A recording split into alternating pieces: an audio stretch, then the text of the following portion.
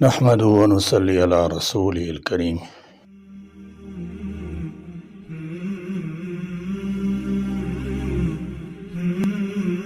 آج سے 45 سال پہلے ہمارے بچپن کا دور بھی کیا زمانہ تھا۔ محدود خواہشات ہوتی تھیں، پوری ہو جاتی تو خوشی سے پھولے نہ سماتے، اتراتے پھرتے، دوسروں کو بہانے بہانے سے بتاتے۔ اگر حالات کی مجبوری کی وجہ سے خواہش پوری نہ ہوتی تو دکھ تو ہوتا، لیکن اسے مسئلہ نہیں بنایا جاتا تھا۔ تب بچے آج کل کے بچوں کی طرح ضدی بھی نہیں ہوا کرتے تھے۔ ایسا نہیں ہوتا تھا کہ اپنی ضد منوانے کی خاطر شدید احتجاج یا کھانا پینا چھوڑ دیں۔ اگر کسی چیز کے لیے زیادہ ضد بھی کی جاتی تو عموماً اماں جی کی 2-4 جوتیاں یا تھپڑ اس کا شافی علاج ہوا کرتا تھا۔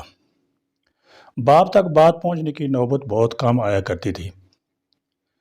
تب باپ بھی بہت اکھڑ مزاج ہوتے تھے، اولاد کے لیے غصہ تو ان کی ناک پر دھرا رہتا تھا۔ اب سوچتا ہوں تو لگتا ہے شاید والد کا یہ رویہ ایک روایت تھی جس کی پاسداری کم و بیش سبھی والد حضرات کیے کرتے تھے۔ تب آج کی طرح نت نئے ڈیزائنوں والے مہنگے مہنگے اسکول بیگ نہیں ہوا کرتے تھے۔ عام طور پر ملیشیا رنگ کے کپڑے کا گھر پر ہی ایک تھیلا سی کر بچوں کو دے دیا جاتا تھا۔ اس تھیلے میں کتابیں، کاپیاں، تختی، گاچی، سلیٹ، سلیٹی، قلم، سیاہی کی دوات اور سیاہی کی پوڑیاں ہوا کرتی تھیں۔ کھانے کے لیے بھنے ہوئے چنے، مرونڈا، مونگ پھلی اور روٹی وغیرہ بھی اسی تھیلے میں رکھی جاتی۔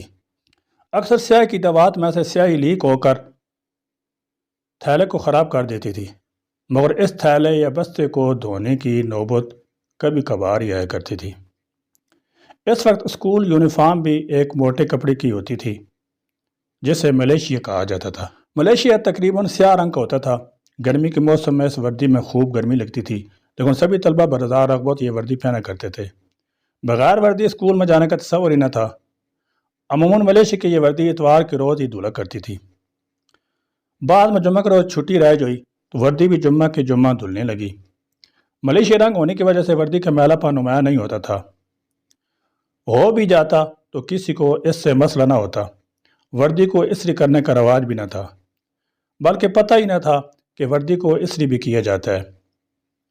البتہ کچھ سیانے طالب علم ایسے ہوتے تھے جو رات کو سوتے وقت اپنی وردی کو طے کر کے سرہانے کے نیچے رکھ لیا کرتے تھے اور صبح کے وقت اس وردی کو استری شدہ سمجھ کر پہن لیتے تھے۔ ایسا بھی نہیں تھا کہ اس زمانے میں ہم عام گھروں کے طلباء استری کے کپڑے پہنتے ہی نہ تھے۔ مجھے یاد ہے کہ عید پر بڑے اہتمام کے ساتھ ہمارے کپڑوں کو کوئلوں والی استری کے ساتھ ذریعے پرس کیا جاتا تھا۔ ہمیں بس یہی پتہ تھا کہ استری شدہ کپڑے عید پر ہی پہنے جاتے ہیں۔ اس دور میں طلبہ تقریباً ہر وقت یہ یونیفارم میں ملبوس رہتے تھے۔ اسکول سے واپس آ کر بھی کپڑے تبدیل نہ کیے جاتے تھے۔ اسی یونیفارم میں سو جاتے اور صبح کے وقت اسی وٹو وٹ وردی میں اسکول چلے جاتے۔ کسی طالب علم کو سلوٹ زردہ وردی میں آر محسوس نہ ہوتی تھی۔ وردی کہیں سے پھٹ جاتی تو درزی کے پاس جا کر سلوانے کی نوبت ہی نہیں آتی تھی۔ عموماً مائیں گھر میں خود ہی سوئی اور سفید رنگ کے دھاگے کے ساتھ وہ لنگار سی دیتی تھی۔ رنگ برنگے دھاگوں کا تب رواج ہی نہ تھا۔ گھروں میں سفید رنگ کا دھاگا ہی پایا جاتا تھا جو تمام رنگوں کے پھٹے پرانے کپڑے سینے کے کام آتا تھا۔ ہمیں وہ رفع شدہ وردی پہن کر کبھی شرم محسوس نہ ہوتی تھی۔ تقریباً سبھی طلباء ہی ایسے تھے۔ آج کل تو KG کے بچے کے پاس کئی کی وردیاں ہوتی ہیں اور بغیر استری وردی یا عام کپڑے پہننے کا تصور بھی نہیں۔ وردی کا پھٹنا بھی ضروری نہیں ہے، ذرا سی پرانی ہوئی اور پھینک دی جاتی ہے۔ آج طالب علم کو اچھا خاصا جیب خرچ ملتا ہے، بہترین بیگ، مہنگے اسکول، طلبہ سے ڈرنے والا اساتذہ انہیں میسر ہے۔ گھر میں پکا کھانا پسند نہیں تو فوراً ہی پیزا، برگر، شاورما، جانے کیا کیا کچھ ان کی خدمت پیش کر دیا جاتا ہے۔ ہمارے دور میں خواہشات نے ضروریات کا روپ نہیں دھارا تھا۔ لوگ قناعت پسند تھے۔ اساتذہ کی بہت عزت کی جاتی تھی۔ اساتذہ کو دکاندار عام گاہکوں کی نسبت رعایت کر کے اشیاء فروخت کرتے تھے۔ اساتذہ لالچی نہ تھے، اسکول ٹائم کے بعد بھی طلبہ کو بلا معاوضہ وقت دیتے تھے اور ٹیوشن پڑھاتے تھے۔ ان کا روب بھی بہت ہوتا تھا اور والدین کی طرف سے یہ کہہ کر انہیں فری ہینڈ دیا جاتا تھا کہ اس بچے کی ہڈیاں ہماری اور ماں صاحب کا ہے۔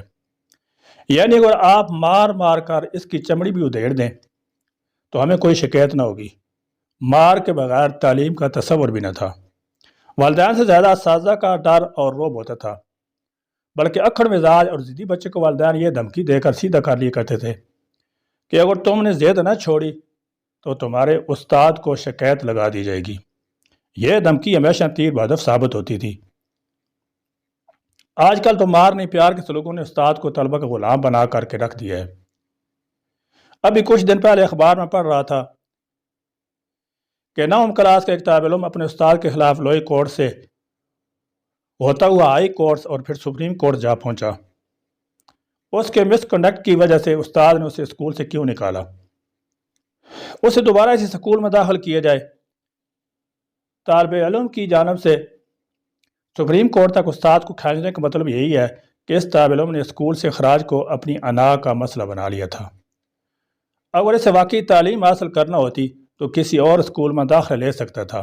اس کے والدین نے بھی سپریم کورٹ تک پہنچتے ہوئے اپنے بیٹے کی غلطی کو ماننے کے بجائے استاد کو نیچے دکھانے کی کوشش کی۔ بھلا وہ تمام عدالتوں اور آخر میں چیف جسٹس آف پاکستان کا، جنہوں نے یہ کہہ کر درخواست خارج کر دی کہ بچوں کی تربیت کریں نہ کہ اساتذہ کو جواب دہ ٹھہرائیں۔ استاد غلط کام سے روکنے پر دشمن نہیں بن جاتا۔ جناب چیف جسٹس نے ریمارکس میں مزید یہ کہا کہ تعلیم گھر میں بھی حاصل کی جا سکتی ہے، لیکن اسکول ڈسپلن کی پاسداری کے لیے ہوتا ہے۔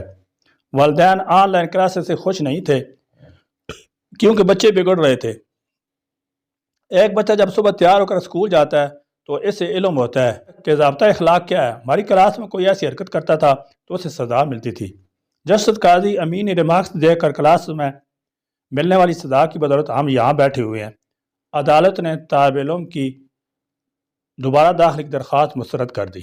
ہمارے دور میں امتحان میں فرسٹ ڈویژن کا اصول قابلیت کی معراج ہوا کرتی تھی۔